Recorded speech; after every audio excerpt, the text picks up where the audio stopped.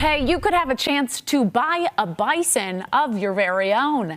The state is getting ready to auction off part of its Antelope Island herd. ABC4's Northern Utah correspondent Kate Garner shows us how they're prepping the animals and why they're putting them up for sale. Rangers round up small groups of bison and run them down these chutes that you see behind me. At the end, biologists will give them a checkup, give them vaccines, check for pregnancy, and then decide which ones are going to be sold at auction. When the hug box doors open, the bison bolts to freedom.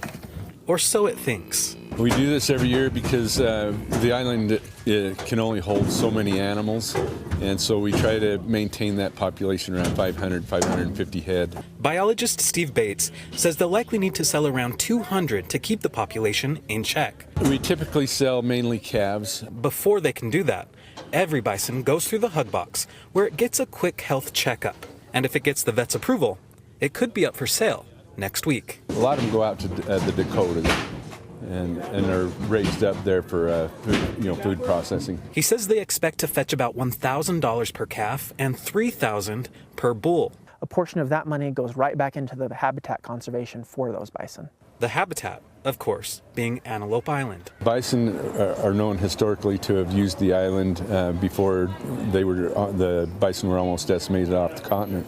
So while some may be sad to learn that the bison sold could end up on a dinner plate, it's for the greater good of the herd. This group of bison was reestablished on the island in 1893, which is just a very few years after they were being saved off of the plains.